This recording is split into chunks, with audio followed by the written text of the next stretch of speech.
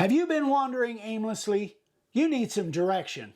So today we're using a piece of teak. This is actually a round that we got from Lowe's out of Vancouver, Washington. Rod and Angie Hall come down on a regular basis a few times a year, and they always bring us some of this teak because we don't have availability of that down here in Arizona. I love carving this stuff. It makes beautiful signs. So today we're using that. As far as our board, we're using our 1.5" universal condensed layout letters and our brand new set of arrows. So this came about because one of our customers asked if we could do some arrows because he had some directional signs to do.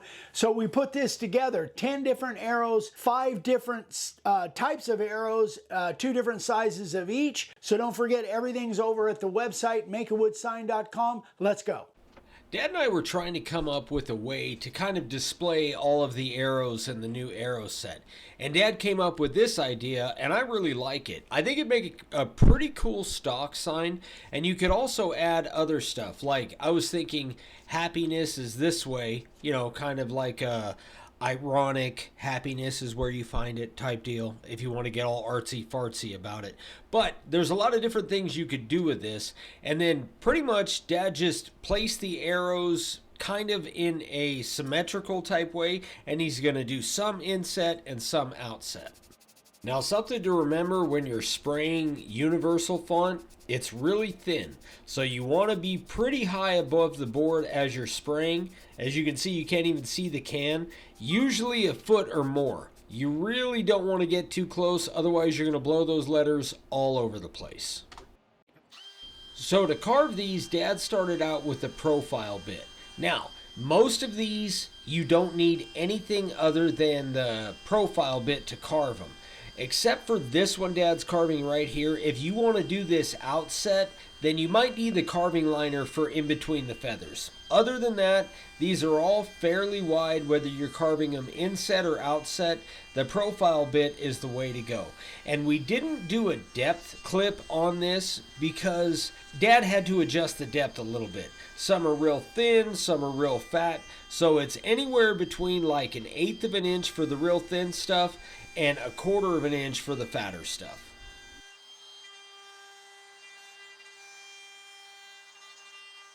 You know, one thing we get asked a lot is what to carve inset and what to carve outset.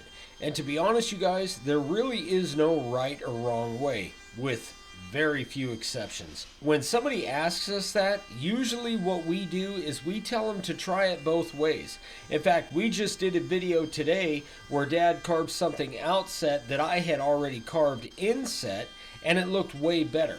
Some stuff looks better carving outset, some stuff looks better carving inset. It's all in what you like or what the customer requests. Now, we didn't film, but after Dad gets his initial carving done on the entire sign, he does go back and he goes deeper around everything to widen those lines. Number 1, to give him a bolder line for the outset stuff, and number 2, to give him more room to get in there with a 90 degree on everything he's doing inset.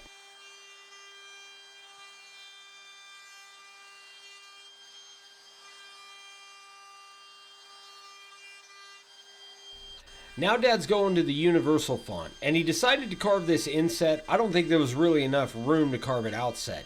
When you're carving this font, the profile bit's the way to go. This font is pretty thin.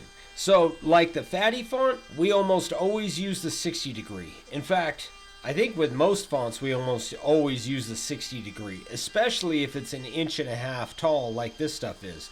But this font is really good if you need to get a lot of lettering in a small area. Like this, for example. This wouldn't have fit on here with fatty font. Even Western font, I don't think it would have fit. So when picking your fonts for a sign, you want to go with number 1, the theme, and number 2, the size. So if you're looking to get a lot of lettering in a small area, universal font is the way to go.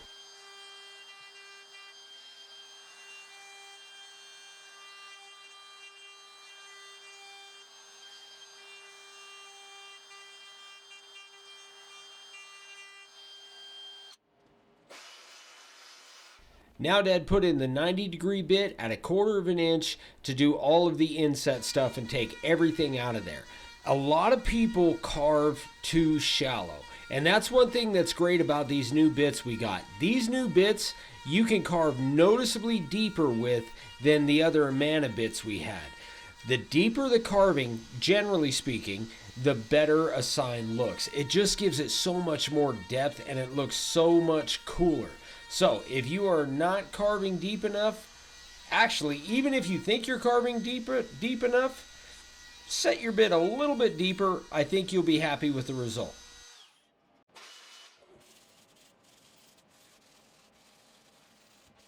Then for the edge, Dad put a really fat bevel around it with our 45-degree chamfer bit, and I think that looks really good, especially on these rounds. Then he used the black primer to spray the whole thing black, and remember, if you have puddling, you're spraying too much. Now he's using a belt sander here because we're trying this one out kind of as a future video for a good budget sander. I definitely prefer the disc sander, but if you're looking for a decent sander for about 50 bucks, this Bauer one does a killer job. And the Hercules Random Orbital does a really nice job too.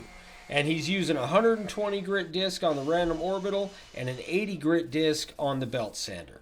Then you throw a few coats of clear on it, and this is a pretty cool little stock sign. Again, you can put whatever you want in there, but I really like how those arrows look.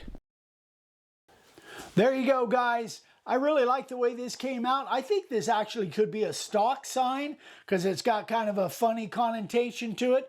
But the arrows, I think, are going to be really, really popular. I've done arrows, carved arrows on signs for years and years, and always had to draw them or figure out a way to do them. And I think this is a really neat set that you should have in your arsenal for somebody that just wants some kind of a directional sign. So again, everything's over at the website, makeawoodsign.com.